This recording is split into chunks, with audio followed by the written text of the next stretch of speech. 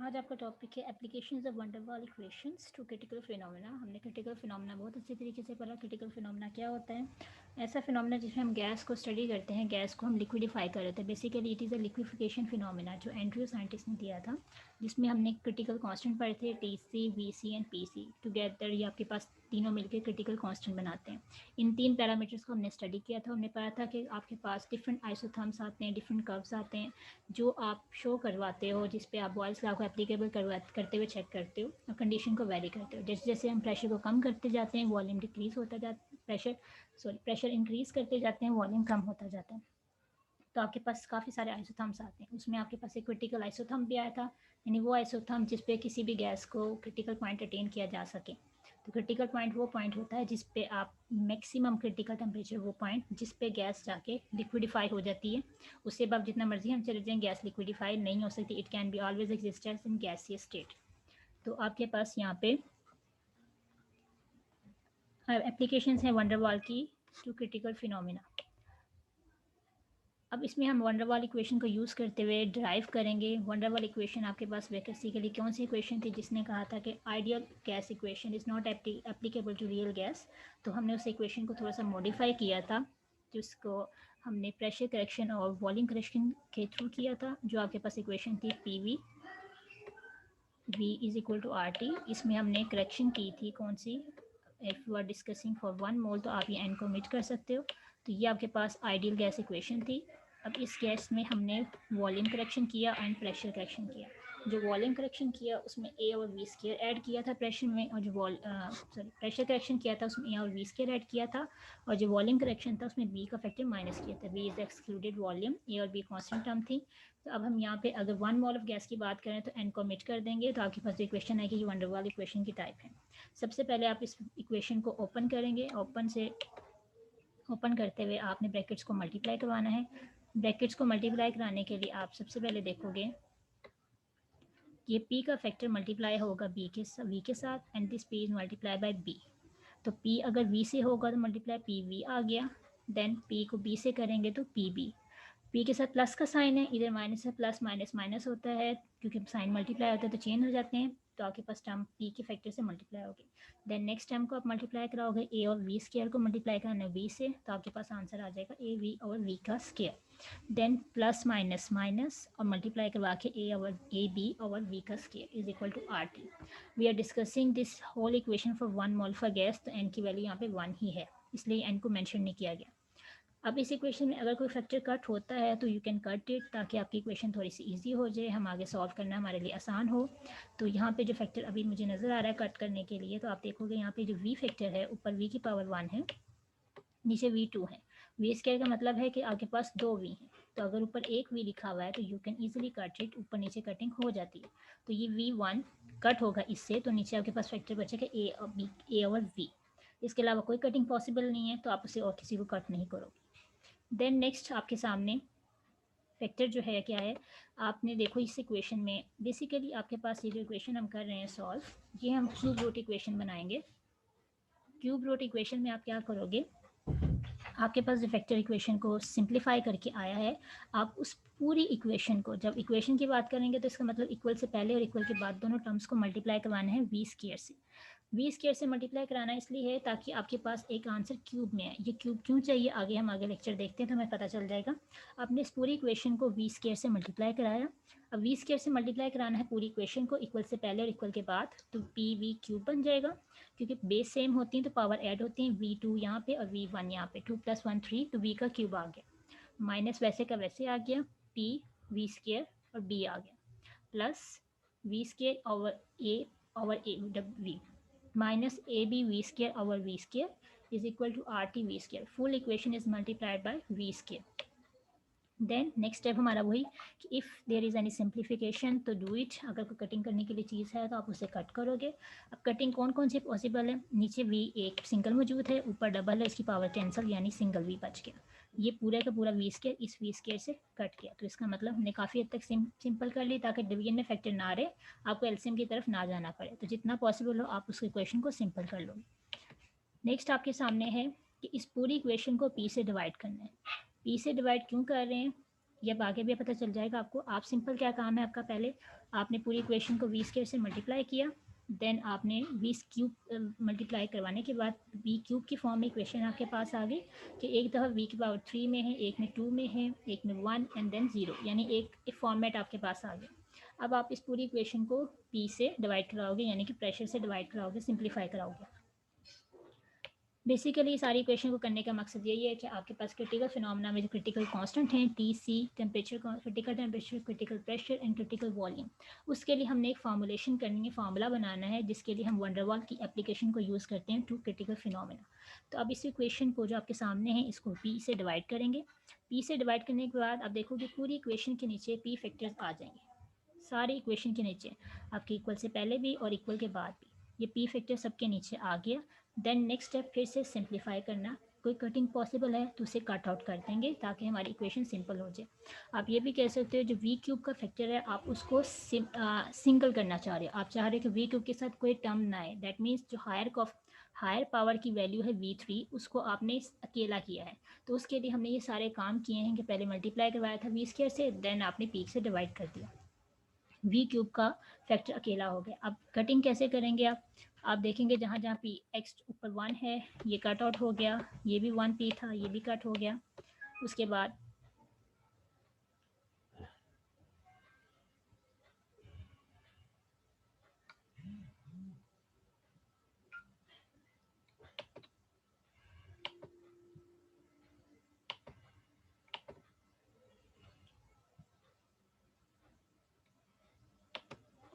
Then आपके पास ये P, इस पर कटिंग पॉसिबल नहीं थी तो इस पर हम कट आउट नहीं कर सकते, तो ये वाला पी एज इट इज़ नीचे रहेगा और आगे नेक्स्ट कटिंग किसी में पॉसिबल नहीं है, तो सारे फैक्टर्स आपके वैसे के वैसे आ गए। सिर्फ उन फैक्टर्स को कट किया जा सकता है जो ऊपर नीचे मौजूद होंगे, तो आपने सिंप्लीफाई कर ली और वी को अकेला कर लिया, तो आपके पास फैक्टर आ गए वी का cube minus V square B plus A V over P minus A B over P is equal to R T V square over P. ये आपके पास इक्वेशन आ गई। ये जो इक्वल के बाद फैक्टर पड़ा हुआ है ये प्लस के साथ है, तो यू कैन से दैट अगर ये पूरा फैक्टर प्लस में है तो इक्वल से पहले जाके क्या हो जाएगा, माइनस हो जाएगा। अब मैंने इसको वी स्केयर टर्म के साथ पहले ही अरेंज करके लिख दिया है ताकि एक बैलेंस में दें। आप अगला स्टेप भी बना सकते हो, आप कर सकते हो कि पहला फैक्टर इधर आया बाद में इक्वेशन को रीअरेंज करो, लेकिन मैंने पहले ही उसको अरेंज कर दी, जहाँ पे पहले वी स्केयर की पहली पड़ी हुई थी उसके साथ ही इसको मैंने फिट कर दिया। यानी इक्वल के बाद ये जो पूरा फैक्टर था आर टी वी स्केयर और पी, इसको मैं उठा के इक्वल से पहले ले गई और साइन इन्वर्ट हो गए, प्लस था तो माइनस में चला गया, तो आपके पास ये इक्वेशन सामने आ गई। देन अब इस इक्वेशन को हम सिंप्लीफाई करना चाह रहे हैं। सिंप्लीफाई में खाली सिर्फ ये नहीं होता है कि जो कटिंग पॉसिबल है वो कटिंग हो जाए, यू कैन से दैट कि कटिंग के अलावा अगर कोई कॉमन निकलता है तो हम कॉमन भी निकाल सकते हैं। तो इस फैक्टर में आप कॉमन फैक्टर देखोगे, कॉमन आपके पास क्या है, कॉमन फैक्टर आपके इन दोनों इक्वेशन से निकलेगा बी वी स्केयर और R T over P square. इन दोनों इक्वेशन से आपके पास कॉमन निकल रहा है वी स्केयर, जो चीज़ कॉमन होती है उसे हम एक दफ़ा लिखते हैं और बाहर लिख देते हैं और बाकी आपके अंदर फैक्टर्स वैसे ही आ जाएंगे। अब फैक्टर्स में हमने क्या किए, हमने माइनस को भी कॉमन ले लिया। जब किसी भी इक्वेशन में से माइनस को कॉमन लेते हैं बाहर निकालते हैं तो ब्रैकेट के अंदर पॉजिटिव साइन आता है। अगर आप इसको दोबारा ओपन करके लिखोगे तो ये आर टी के साथ भी माइनस हो जाएगा, पी के साथ भी माइनस हो जाएगा। ठीक है, तो जब माइनस को कॉमन निकालते हैं किसी चीज़ में से तो ब्रैकेट के अंदर पॉजिटिव साइन आता है।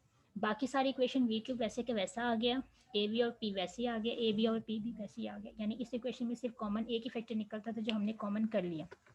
अब आपके पास क्या है, हाईएस्ट वैल्यू पावर पहले v3 then V square then v की पावर 1, यानी जिसके साथ कुछ नहीं होता उसकी पावर 1 होती है, और यहाँ पे v है ही नहीं, इसका मतलब यहाँ पे v 0 है। तो एक फॉर्मेट आ गया 3 2 1 0। तो ये आपके पास इक्वेशन नंबर 3 हमने इसे नाम दे दिया। अभी जो हमने इक्वेशन यूज़ की ये वंडरवाल की इक्वेशन सिर्फ यूज़ की थी, हमने और कुछ नहीं किया। अब आपके सामने आप देखोगे इस इक्वेशन के बाद ये जो इक्वेशन नंबर 2 है आपकी बुक में जिसको नाम दिया गया है this is the van der Waals equation. ये भी एक फॉर्म है, वंडरवाल की टाइप ही हमने ओपन करके सिंप्लीफाई करके की है। लेकिन आप यहाँ पे एक चीज़ को गौर करो कि यहाँ पे जो v की वैल्यू क्यूब है, हमारे पास वंडरवाल इक्वेशन ने जो फॉर्मूला दिया था P V is equal to N R T में हमने फैक्टर इंसर्ट किए थे प्रेशर करेक्शन और वॉल्यूम करेक्शन करके, उसमें v की पावर क्यूब में नहीं थी, v सिंगल था। हमने इसको v की क्यूब में बनाया, और क्यूब पावर का मतलब ये होता है जितनी पावर होगी उतनी उस चीज़ के आंसर आएंगे। जैसे हम प्रीवियस क्लासेस में मैथ्स करते थे और मैथ्स में क्या होता था आपके पास x की पावर स्केयर है तो आप फ़ौरन कहते थे फ़ौरन से x के आंसर 2 आते थे। x के आंसर 2 का मतलब दे में भी पॉजिटिव दे में भी नेगेटिव, वो कुछ भी आंसर हो सकते हैं। अगर x की पावर 3 होगी तो ये जितनी ज़्यादा पावर होगी उतना उसका मतलब होता है कि उतने उसके आंसर आएंगे। आंसर मेन मैथ्स में या हम फिजिकल में पढ़ते हैं, हम उसे कहते हैं उतनी इसकी रूट्स होंगी। रूट्स मतलब इसके आंसर्स, जितनी ज़्यादा पावर हाईएस्ट होगी उतने उसके रूट्स होंगे। तो रूट्स आपके पास अगर वॉल्यूम 3 है तो हम क्या कहेंगे, यहाँ पे v के आंसर 3 आएंगे। यानी आपके पास किसी भी टाइम पे ग्राफ पे जब स्टडी कर रहे हो क्रिटिकल टेम्परेचर से नीचे, तो आपके पास v की 3 वॉल्यूम्स होंगे, v की 3 वैल्यूज होंगी। तो उस चीज़ के लिए हम कहते हैं this equation number 2 is the cubic equation. Cubic means v की पावर 3 है, तो हम अगर v को फैक्टर देख रहे हैं, v3 है, v2 है, v1, तो पूरी इक्वेशन में एक v से रिलेशन डेवलप किया, इसलिए इसे क्यूबिक इक्वेशन कह देते हैं। वो कहता है अगर आप इसमें वैल्यूज़ को पुट कर दो r p और t की, देन a और b की, तो आपको पता चलेगा v के आंसर सिर्फ 3 आएंगे। तो इसका मतलब क्या है, आपके पास आंसर जो 3 आएंगे वो v के जो रूट्स हैं। ठीक है, तो लेकिन जब आंसर निकलेंगे, अब हमें नहीं पता कि वो आंसर पॉजिटिव होंगे तीनों, नेगेटिव होंगे, किस तरह के होंगे। तो आपके पास दो ही कंडीशंस होती हैं कि all the roots are real. Real का मतलब होता है दे मे बी पॉजिटिव। आप ये कह सकते हो आंसर पॉजिटिव में होगा। ठीक है, या वो कहते हैं एक आपके पास रूट्स रियल हो और दो इमेजिनरी, दैट मीन्स एक पॉजिटिव और बाकी सारी लेस देन ज़ीरो कह सकते हो या नेगेटिव कह सकते हो। ठीक है, तो इसका मतलब आपके पास दो ही कंडीशन है, या तो रूट्स पॉजिटिव होंगी या रूट्स नेगेटिव होंगी। लेकिन ये नहीं होगा कि सारी की सारी नेगेटिव हो जाएं। तो आपके पास जो क्यूबिक इक्वेशन है उसके 3 आंसर आएंगे, या तो तीनों के तीनों पॉजिटिव होंगे या उनमें से कम एक पॉजिटिव ज़रूर होगा। तो ये आपके पास पॉसिबिलिटीज़ हैं। यानी अगर इस क्यूब रूट को सॉल्व करोगे, कि सेम वैसे ही जैसे मैथ्स में 9th-10th में आप क्वाड्रेटिक इक्वेशन को सॉल्व करते थे। मैथ्स की कोई भी मैथ्स की इक्वेशन आती थी, उसमें क्वाड्रेटिक इक्वेशन को सॉल्व करके एक्स की दो वैल्यूज निकाल देते। एक्स पॉजिटिव भी हो सकता था, नेगेटिव भी हो सकता था। लेकिन यहाँ पे भी इसी तरह के सिमिलर है, क्योंकि यहाँ क्यूब रूट है तो क्यूब के 3 आंसर्स आएंगे, तीनों ही तीनों पॉजिटिव भी हो सकते हैं या कम से कम एक ज़रूर पॉजिटिव होगा, सब नेगेटिव नहीं होंगे। तो इसी चीज़ को हम थोड़ा सा मॉडिफाई करते हैं। आपके पास ग्राफ है, ग्राफ जो आपके पास प्लॉट किया गया था कार्बन डाइऑक्साइड के लिए, वही ग्राफ हम दोबारा से देखते हैं। उस ग्राफ में आपने स्टार्ट में देखा था कि हॉरिजॉन्टल पोर्शन था आपके पास, जो बिल्कुल स्मूथ सा कव था, जिसमें हमने कहा था ये वो 40 टेम्परेचर या वो टेम्परेचर है जिस पे बॉयज़ लॉ इज़ एप्लीकेबल। थोड़ा सा 40 की तरफ है, आपको थोड़ा सा डिप होना शुरू हो गया, कव पहले की निस्बत थोड़ा सा नीचे की तरफ आया, लेकिन अभी भी इट कैन बी स्मूथ, यहाँ पे बॉयज़ लॉ एप्लीकेबल होगा। लेकिन जैसे ही हम नीचे की तरफ आते हैं, ग्राफ में थोड़ा सा हॉरिजॉन्टल पोर्शन आना शुरू हो जाता है और पॉइंट एफ पे आके आपके पास क्रिटिकल टेम्परेचर अटेन हो जाता है और गैस लिक्विडिफाई हो जाती है। जब वो कहता है कि उससे नीचे हम थोड़ा सा मूव करते हैं, तो यहाँ पे डॉटेड लाइंस नज़र आ रही हैं। अब इन डॉटेड लाइन में आप देखो जो कर्व्स बनाए गए, ये थ्योरेटिकल पार्ट है, ये थ्योरेटिकल कर्व्स हैं। उसने कहा कि अगर आपके पास ये जो लाइंस मेंशन है, जिसपे उसने कहा कि अगर हम कर्व देखें एल एम एन ओ, इस पे जो पॉइंट एन है, इस पे जो पॉइंट सेंटर में एक आ रहा है और एक पॉइंट जो एम है, वो कहते हैं ये V1 V2 V3, ये वो 3 पॉइंट से जहाँ पे इसके आंसर रियल होंगे, बट दिस इज़ हाइपोथेटिकल, ये थ्योरेटिकल चीज़ है। ठीक है, इसलिए इसे डॉटेड लाइन से जो शो किए गए, इंडिकेट किए गए। कहते हैं अगर आप कर्व बी को देखो तो यहाँ पे उसने कहा एक स्टार्ट में, एक इन बिटवीन और एक एट द एंड, जहाँ से वो कर्व हॉरिजॉन्टल ख़त्म हो रहा है। कहते हैं ये वो 3 पॉइंट्स होंगे जहाँ पे रूट्स रियल होंगे। Real means they may be positive, वो पॉजिटिव आंसर के साथ होंगी, मोर देन 0 से ज़्यादा उनकी वैल्यू होगी। तो कहते हैं ये वो पॉइंट्स हैं जो थ्योरेटिकल दिए गए थे, साइंटिस्ट ने प्रोवाइड किए थे, लेकिन ये इस ग्राफ में नहीं हमने इंक्लूड किए हुए। लेकिन अब हम ये स्टडी करना चाह रहे हैं कि जितना हम क्रिटिकल टेम्परेचर से नीचे की तरफ आते जाएंगे, उतना हमारा हॉरिजॉन्टल पार्ट ब्रॉडन होता जाता है, फैलता जाता है। जितना ज़्यादा वो फैलेगा, उतना ज़्यादा टाइम के लिए आपके पास जितना मर्जी प्रेशर एग्जर्ट हो जाए, वो लिक्विड और गैस दोनों स्टेट में मौजूद होता है। ठीक है, तो वो कहता है अगर हम रिवर्स थोड़ा सा देखते हैं, अगर हम ऊपर से नीचे की तरफ नहीं आते, हम ये कहते हैं हम टेम्परेचर पहले 13 था, हमने उसे थोड़ा सा बढ़ाया, तो अब थोड़ा सा देखने का अंदाज बदलेगा। 13 पे टेम्परेचर था, हॉरिजॉन्टल पार्ट बहुत एक्सटेंड था, लेकिन जैसे 21 पे के हॉरिजॉन्टल पार्ट थोड़ा सा कम हो गया। तो दैट मीन्स टेम्परेचर बढ़ाने से आपके पास जो जो फेज़ आता है जिसमें गैस और लिक्विड दोनों होते हैं, ये कम होना शुरू हो जाता है। एक टाइम आएगा जब ये पार्ट बिल्कुल ही ख़त्म होकर सिर्फ एक स्टेट में चेंज हो जाएगा। तो इसी तरह टेम्परेचर 13 से 21 पे किया, हॉरिजॉन्टल पार्ट डिक्रीज़ हुआ, यानी ये जो वॉल्यूम आपके पास 3 आ रहे थे फैल के, वो थोड़े से करीब आना शुरू हो गए। दूसरी बात उसने कहा कि हम थोड़ा सा ऊपर की तरफ और मूव करते हैं, तो आप देखो 21 से 31 पे गया, तो ये तो बिल्कुल एक पॉइंट बन गया। उस पॉइंट को हमने क्रिटिकल वॉल्यूम कहा हुआ था, और उस पॉइंट पे जो प्रेशर था उसे पीसी यानी क्रिटिकल प्रेशर कहा था, और जो आइसोथर्म था, जो कर्व था, उसे हमने क्रिटिकल आइसोथर्म कहा। तो वो ये कहना चाह रहे हैं अगर आप कार्बन डाइऑक्साइड का प्लॉट देखो तो 31.1 वो पॉइंट होता है जिसपे सिर्फ एक क्रिटिकल वॉल्यूम होता है, लेकिन कहता है जैसे ही हम उससे कम नीचे की तरफ आते हैं तो आपके पास 3 वैल्यूज वॉल्यूम की आती हैं। अब हम उसमें से ऑथेंटिक तौर पे नहीं कह सकते कौन सी वैल्यू पॉजिटिव है कौन सी नेगेटिव है, तो इसलिए कहता है कि जैसे जैसे अगर नीचे से ऊपर की तरफ देखें टेम्परेचर को बढ़ाते जाएँ तो एक टाइम आएगा जब ये सारे वॉल्यूम आपस में मर्ज होकर एक सिंगल वॉल्यूम देंगे जिसे हम कहते हैं VC। इसी चीज़ को उसने यहाँ पे कहा है, it means that when the temperature is increase the three real roots starts coming close to each other and merge into a single point. यानी अगर नीचे से ऊपर की तरफ देखें तो तीन वॉल्यूम्स, तीन वैल्यूज वॉल्यूम की जो होंगी, रूट्स होंगी, वो आहिस्ता आहिस्ता टेम्परेचर बढ़ाने से एक दूसरे के करीब आएंगे और एक पॉइंट आएगा जिस पे जाके ये तीनों आपस में मिल जाएंगे। उस पॉइंट को उसने क्रिटिकल टेम्परेचर यानी VC का नाम दिया। तो वो कहता है हम V को VC से शो कर सकते हैं। अब ये जो V को VC से शो किया है, ये इक्वल के बाद पॉजिटिव में दूसरी तरफ जाके क्या हो जाएगा, नेगेटिव हो जाएगा। इस नेगेटिव को आप देखो, हम यहाँ पे क्योंकि हमने जो ऊपर इक्वेशन नंबर 2 निकाली थी, या इक्वेशन नंबर 2 और 3 जो स्टार्ट में थी जो सॉल्व करके निकाली हमने वंडरवाल की, उसे खोल के लिखा था मल्टीप्लाई करके, उस इक्वेशन में क्यूब का वर्ड आया था, V के साथ क्यूब था। तो यहाँ पे भी सिमिलर हम V क्यूब निकालेंगे। अब ये हम V क्यूब क्यों निकाल रहे हैं, तो आप थोड़ा सा गौर करो, क्योंकि हम यहाँ पे बात कर रहे हैं कि हमने क्रिटिकल टेम्परेचर, क्रिटिकल वॉल्यूम और क्रिटिकल प्रेशर की वैल्यू निकालनी है, तो हमने कोई रिलेशन डेवलप करना है। उस इक्वेशन में हम कैलकुलेट अकेले नहीं कर सकते, तो हमने किसी से उसे कॉरेस्पॉन्ड करना था, तो हमने उसमें ग्राफ में क्रिटिकल वैल्यू फाइंड आउट की कि एक पॉइंट आएगा जहाँ पे जब पे जाके V की वैल्यू बिल्कुल VC के बराबर हो जाएगी, ये प्लस में उधर आके माइनस में हो जाएगी, इज इक्वल टू 0। आप इस पे फॉर्मूला लगाओगे मैथ्स का, क्यूब रूट का, A माइनस B का क्यूब, क्योंकि क्यूब रूट निकालनी है। आप अकेला अकेला क्यूब नहीं कर सकते, आपने होल का क्यूब लेना है। जब होल का क्यूब लेते हैं तो आपके पास फॉर्मूला कैसे आता है, A cube minus B cube plus 3AB का square minus 3A square B। अब आप यही फॉर्मूले को हम इस पे अप्लाई करेंगे। If this V is A, तो पहली वैल्यू का क्यूब। नेक्स्ट हम क्या करेंगे, हम नेक्स्ट फॉर्मूला अरेंज कर देते हैं। B के साथ भी क्या है, क्यूब, माइनस के साथ VC का क्यूब आ गया, then minus 3A square V है आपके पास, और यहाँ पे आपके पास प्लस 3AB का स्क्वायर। तो यहाँ पे आप फ़ौरन से देखो आपके पास क्या बनता है, 3AB का स्क्वायर।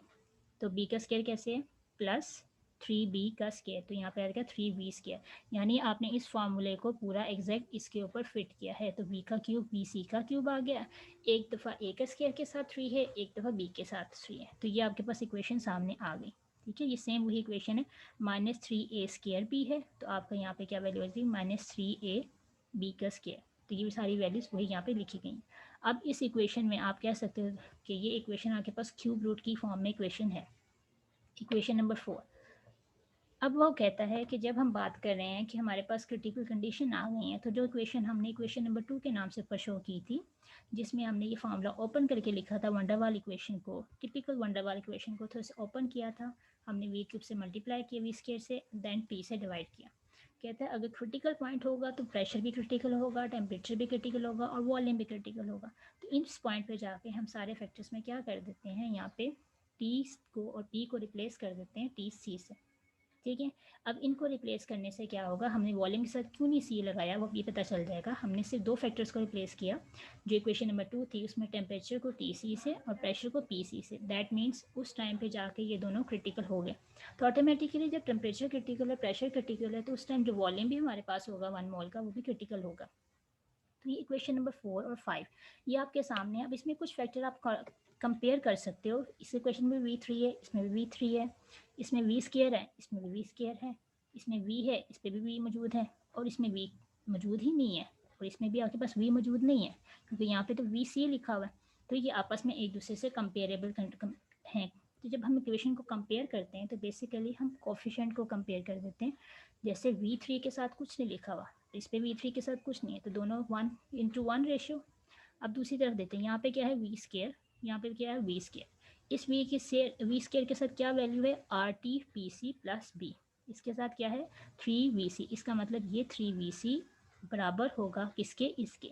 क्योंकि जब हम कंपैरिजन करते हैं तो हम टर्म्स को एक दूसरे से रिलेट करते हैं, यानी कि ये टर्म मैच कर रही है इसके साथ, बिल्कुल इस टर्म के साथ, और दोनों के साथ देखो इसके साथ भी माइनस है, इसके साथ भी माइनस है, तो कंपेरेबल है।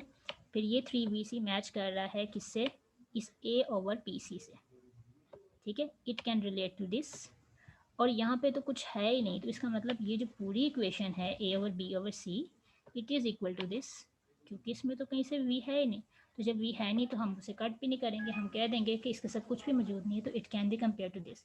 यानी अगर यहाँ पे v की वैल्यू 0 है तो यहाँ पे v की वैल्यू 0 है, तो इसका मतलब हम कंपेयर कर रहे हैं इक्वेशन को, because they are identical to each other, क्योंकि दोनों ही क्यूब रूट्स की इक्वेशन है, ऊपर वाली भी नीचे वाली भी। तो हम इसको कंपेयर करेंगे। कंपेयर करने के बाद हमारे पास 3 पैरामीटर्स आपके पास आ जाएंगे, 3 इक्वेशंस बनेगी जिसमें उसे हमने कंपेयर किया, बिल्कुल सिमिलर आर टी सी और पी सी के साथ, ए वी और पी सी। और ये सारी कंपैरिजन हमने इसके साथ की। ये पिंक वाला पोर्शन पिंक के साथ, ब्लू वाला ब्लू के साथ हाईलाइट कर दिया, रेड वाला रेड से। तो ये आपके पास इक्वेशन आएंगी। क्लियर? यानी कि आप कंपेयर कर रहे हैं, ये वाला पार्ट इसके बराबर है, तो अब आप कभी भी मेंशन नहीं करोगे। वी स्क्वायर कॉमन था दोनों में, उसे मेंशन नहीं करना, आपने उसके साथ वाली चीज़ों को कंपेयर किया। इन सबको कंपैरिजन के साथ आपके सामने equation number 6, equation number 7, equation number 8 आ गई। अब ये जो 3 इक्वेशन आई हैं, अब इन 3 इक्वेशन को अगर थोड़ा सा गौर करें तो आपके पास ये सिंपल वैसे इक्वेशन है जैसे आप मैथ्स में साइमल्टेनियसली इक्वेशन को सॉल्व करते थे, कि एक ही वैल्यू को एक में से निकाल के दूसरे में फिट कर देना। तो अब ये देखो, आपके पास जो पहली इक्वेशन है उसमें तो 3 वैल्यूज अननोन है, बी सी भी नहीं है, टी सी की वैल्यू भी नहीं है, आर सी की बी सी की भी नहीं है, और इन तीनों की वैल्यूज हमने फाइंड करनी थी। तो हम बाकी दोनों इक्वेशन को यूटिलाइज करते हुए किसी एक फैक्टर की वैल्यू को निकाल के दूसरे में फिट कर सकते हैं। तो ये 6, 7, 8 तीनों इक्वेशन को हमने यूज़ करना है, एक दूसरे से वैल्यूज़ निकाल के किसी एक में पुट कर देंगे। ठीक है, तो सबसे पहले हम इक्वेशन नंबर 7, 8 को यूज़ करते हैं। आप कह सकते हो, ये देखो, ये इक्वेशन में v की पावर 2 है, इसमें v की पावर 3 है। अगर ये दोनों को कट कर दें तो पीछे एक पावर बचेगी, क्योंकि 2 तो दोनों में कॉमन है। तो हम ये करते हैं कि इक्वेशन नंबर 8 को इक्वेशन नंबर 7 से डिवाइड कर देते हैं। तो इक्वेशन नंबर 7 थी 3v square is equal to a over P C, V C cube is equal to A B over P C. इन दोनों इक्वेशन को डिवाइड किया तो बड़ी पावर वाली वैल्यू को ऊपर रखना है, वी क्यूब वाली को, वी स्क्वायर वाली नीचे। देन आप देखोगे तो आपकी इक्वेशन थोड़ी सी सिंपल हो जाएगी। यहाँ पे वी स्क्वायर है, ये कट होगा इसकी पावर क्यूब के साथ, पीछे सिर्फ एक वी सी बच गया। अब यहाँ पे फ्रैक्शन है, जब भी फ्रैक्शन के नीचे फ्रैक्शन आती है तो वो नीचे की तरफ लिखती जाती है। तो ये चीज़ मैथ्स के रूल्स में है कि फ्रैक्शन के नीचे जब भी फ्रैक्शन आएगी वो डिवीजन में चली जाएगी, और अगर डिवीजन में कोई फ्रैक्शन है तो ऊपर की तरफ आ जाएगी। तो ये A B over P C इस तरह लिखा गया, और ये नीचे वाली फ्रैक्शन थी तो ये वाला फैक्टर हमारा ऊपर चला गया। जब ये फैक्टर हमारे पास ऊपर जाएगा तो ये पी सी इससे कैंसिल हो जाएगा, ये ए इससे कैंसिल हो जाएगा, तो पीछे सिर्फ क्या इक्वेशन रह जाएगी, वी सी इज ओवर 3 और बी। तो यहाँ से वी सी की वैल्यू निकल सकती है, V C is equal to 3b। तो ये बहुत इजी तरीके से हमने वी सी की वैल्यू कैलकुलेट कर ली। तो अगर किसी न्यूमेरिकल में वैल्यू आ जाए, आपको बी की वैल्यू प्रोवाइड कर दीजिए, आपसे कहा जाए फाइंड द क्रिटिकल वॉल्यूम, तो जस्ट 3 से मल्टीप्लाई करेंगे और आपके पास क्रिटिकल वॉल्यूम कैलकुलेट हो जाएगा।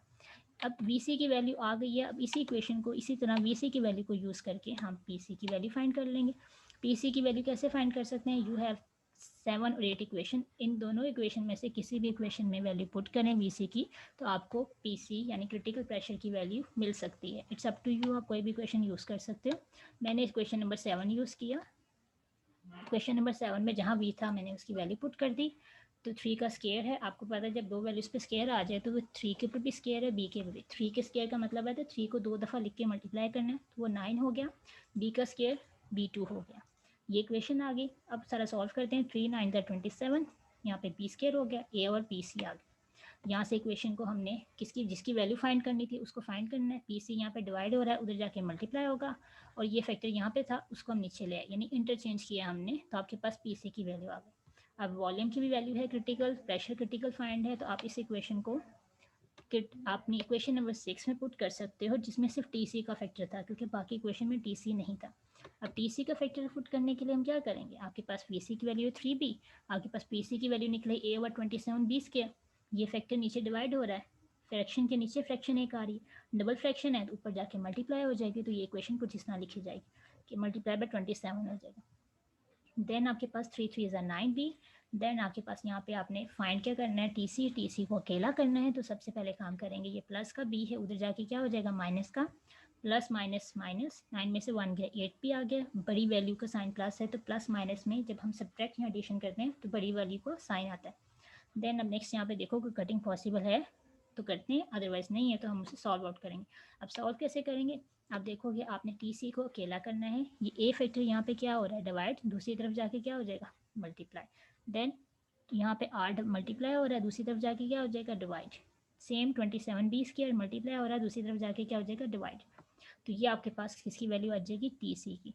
तो ये जो वैल्यू आपके पास तीनों पैरामीटर्स की आई हैं, P C, T C and B C, किसी टाइम भी क्वेश्चन आपसे आ जाए, calculate can derive the equation for critical temperature, critical pressure and critical volume, जिससे आपको ये वैल्यू मिल सके, तो आपने ये कंप्लीट डेरिवेशन उसमें सॉल्व करनी है।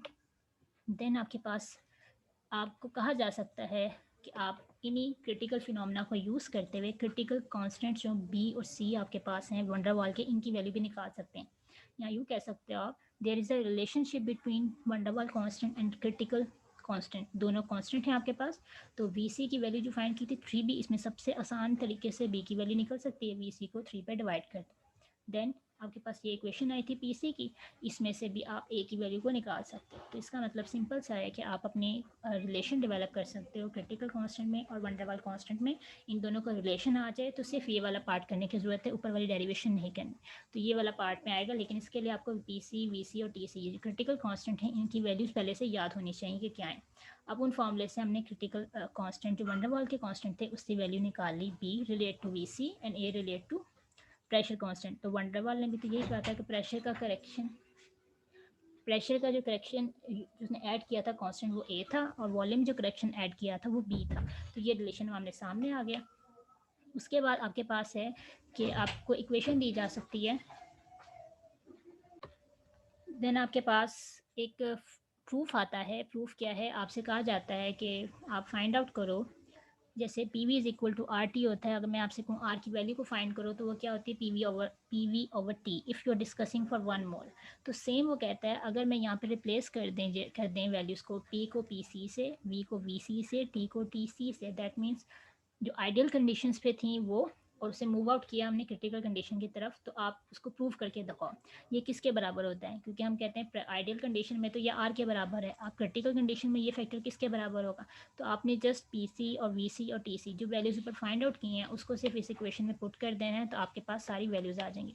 जैसे पी सी की वैल्यू ए ओवर 27b², ठीक है, वी सी की वैल्यू 3b आ गई, टी सी की वैल्यू 8a ओवर 27rb। सिर्फ इसको सिंप्लीफाई किए, सिंप्लीफाई में 27 आर बी फ्रैक्शन के नीचे आ रहा था, उसको मल्टीप्लाई करवा दिया ऊपर से, और जो फ्रैक्शन ऊपर की तरफ आ रहा था वो नीचे आ गया, यानी A over 27b² multiply 3b multiply 27rb over 8 है।